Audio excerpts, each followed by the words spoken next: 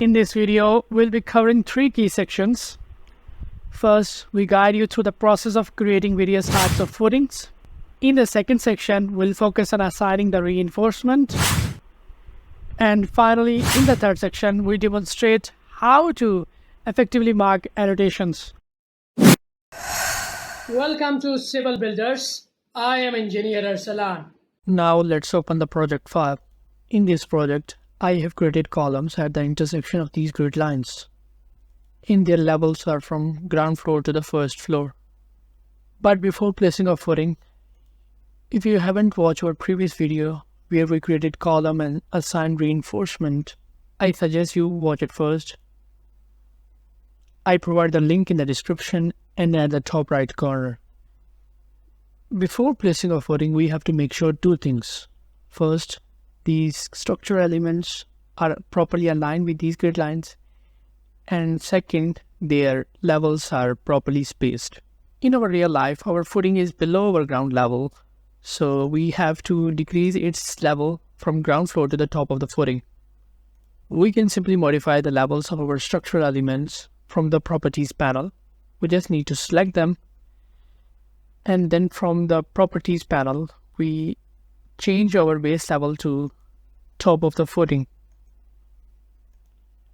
To change the level of all the elements at once, we just need to select an element and then press SA to select all the elements. And then from the properties panel, I change its level to the top of the footing. Now we see that all the structural elements are placed from the top of the footing to the first floor. Well, it is easier to place a footing in the structural plans. So navigate to the top of the footing and now go to the structure tab, and from the foundation panel, choose isolated option. Once we clicked, Revit will automatically switch to the footing placement mode. Our cursor changes to the preview of the footing, and we can simply place the footing by clicking on the column. Revit will automatically snap the center of the column to ensure the proper alignment. We can modify the properties. From the properties panel, we can change the cross section and also its thickness, width, and length from the edit type. To place multiple footings at once, we choose Add Grid and Add Column options. We just need to select, and from the floor plans, we just need to draw our selection and click Finish. Similarly, we can choose Add Grid option.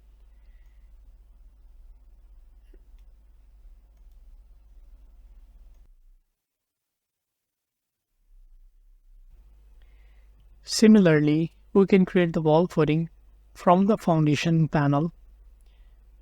We have to click the wall footing, and then we just need to select the host to place the footing.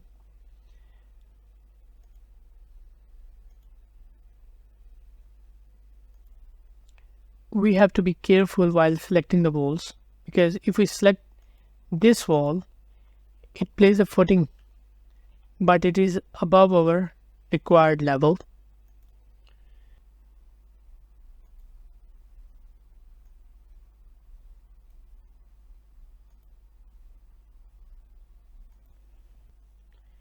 Now we are going to draw the slab footing.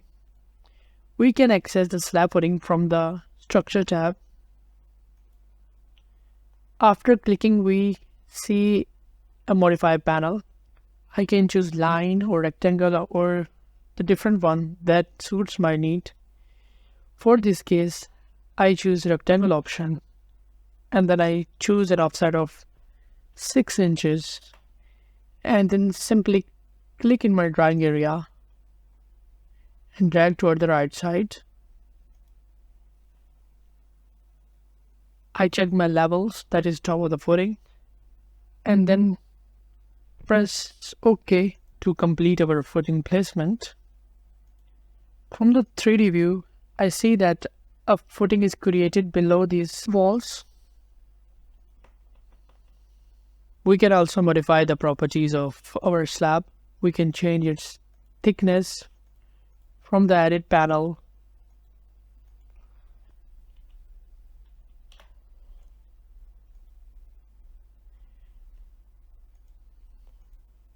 or we can also modify its shape. From these modified tool panels,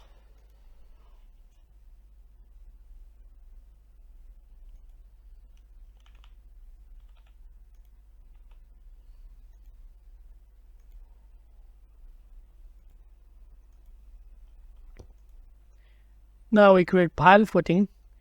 The creation of pile footing is similar to the isolated footing. First we go to the isolated tab, and then we reload the pile family, and then we'll simply click our column to place the file. We can rotate our window by pressing the.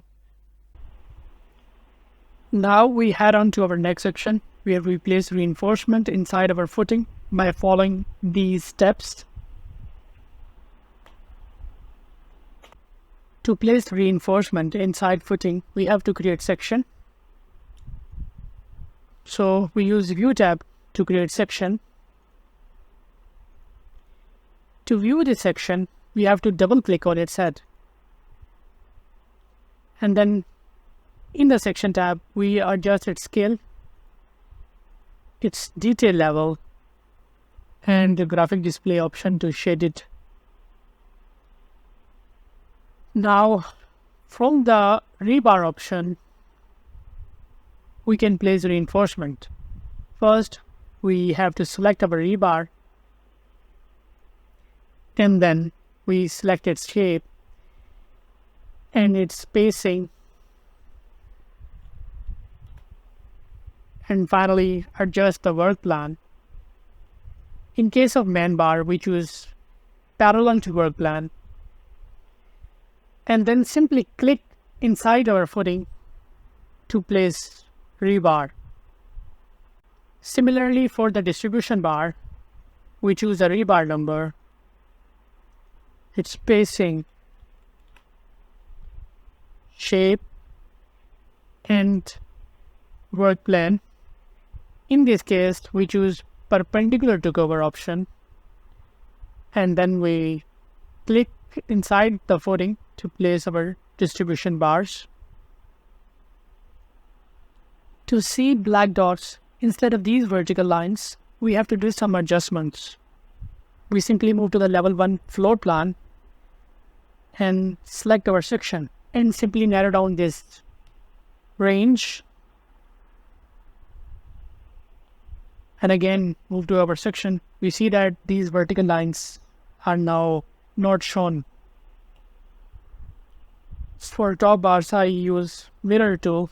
I simply select our bars and then press DM and check this copy option,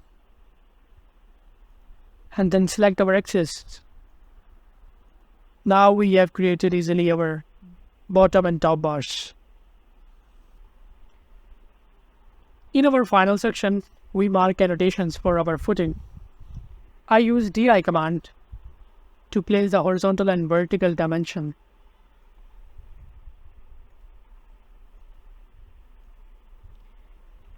And then to tag an element, I go to the Annotation tab and then choose Tag by Category and select on an element to place the tag. Similarly, we can repeat the same procedure for tagging to the rebars. We simply click on our rebar, place tags. We can also merge these tags.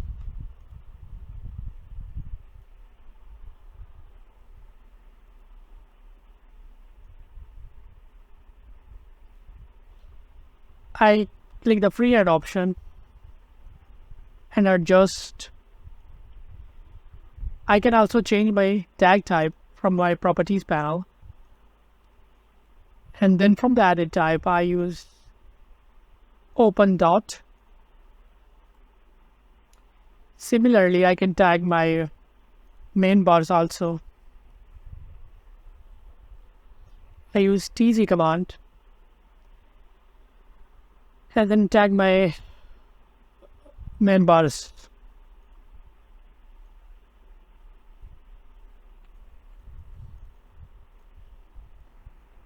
We have successfully created our tags for footing, our rebars, and we place the horizontal and vertical dimensions also. That's the end of today's session. In the next video, we'll learn how to create quantity takeoff, bar bending schedule, and sheets. Thank you for watching this video. Don't forget to hit the subscribe button and turn on the notification bell so you never miss an update. Your support helps the channel grow and let me create more valuable content for you.